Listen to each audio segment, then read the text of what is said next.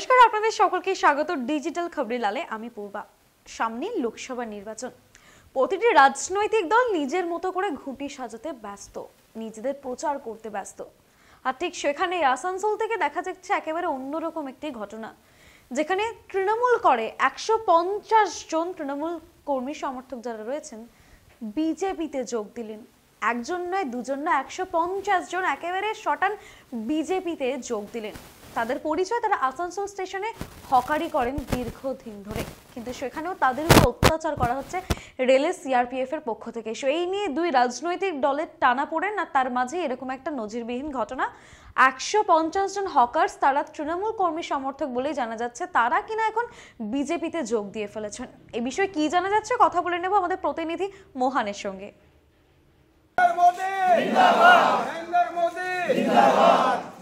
Asansol rail স্টেশনের বিভিন্ন জায়গা থেকে রেল হকাররা হকারি করতে আসেন। তাদের বিভিন্ন সমস্যায় লেগেই থাকে, আর এই সমস্যায় বিভিন্ন রাজনৈতিক দলের শ্রমিক সংগঠনরা তাদের কথা শুনেন। কিন্তু দীর্ঘদিন ধরে রেল হকারদের রেল কর্তৃপক্ষ তাদেরকে কাজ করতে দিচ্ছেন না, এমনটাই অভিযোগ বারবার রেল হকাররা করেছিলেন। কিন্তু আজকে অন্য দৃশ্যই দেখা গেল। আজকে বিভিন্ন জায়গা থেকে আসানসোল রেলওয়ে স্টেশনে যে হকাররা 150 জন রেল হকাররা তৃণমূল শ্রমিক সংগঠন ছেড়ে বিজেপিতে যোগ দিয়েছেন। এবার বিজেপির নেতৃত্বেই তারা এই লড়াই চালিয়ে যাবেন এবং নিজের রুজিরুটির জন্য হকারি করবেন।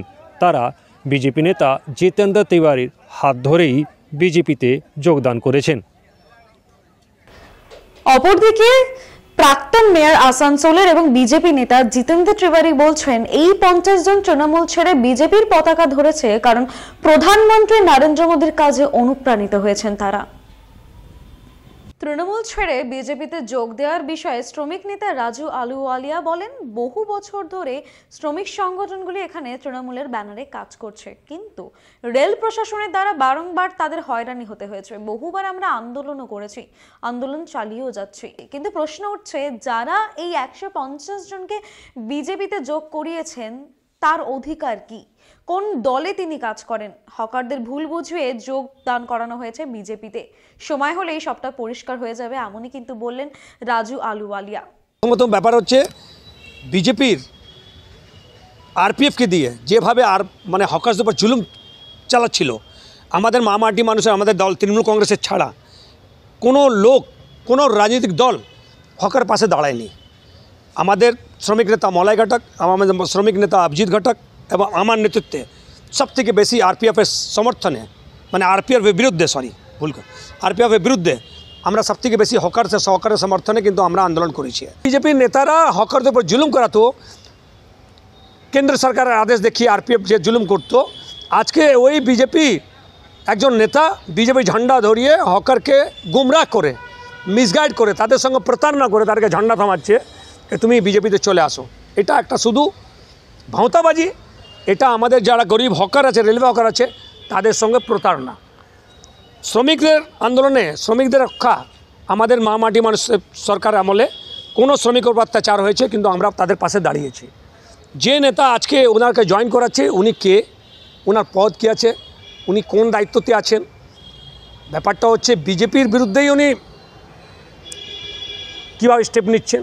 তো ব্যাপারটা হচ্ছে যে পুরোপুরিভাবে কেন্দ্রের এটা আদেশ বলছে, আরপিএফ যা বলেছে বারবার, কি কাউকে হকারি করতে দেওয়া যাবে না।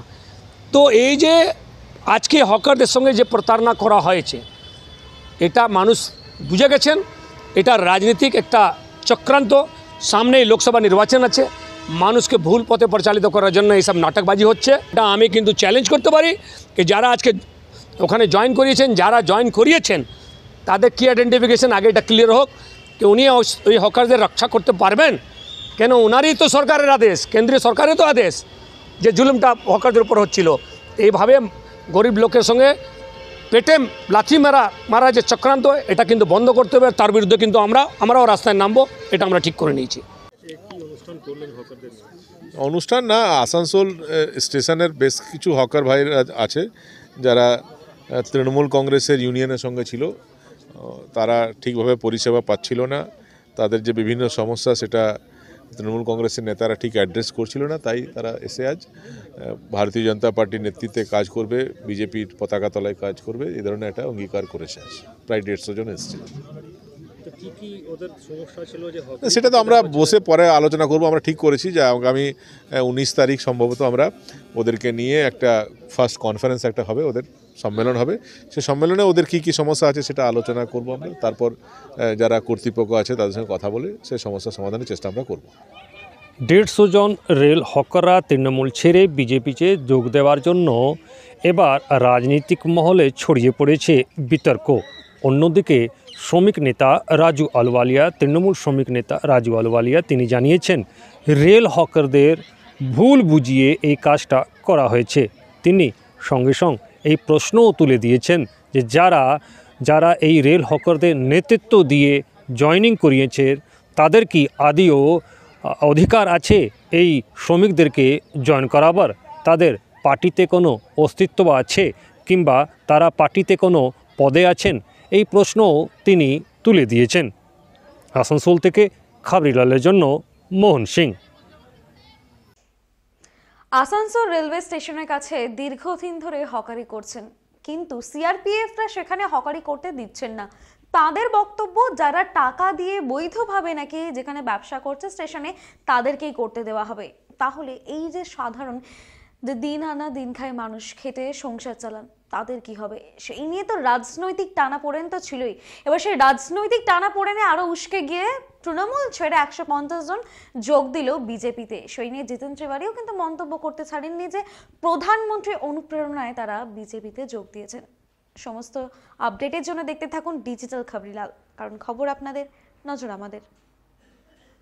ডিজিটাল খবরিলাল, খবর আপনাদের, নজর আমাদের।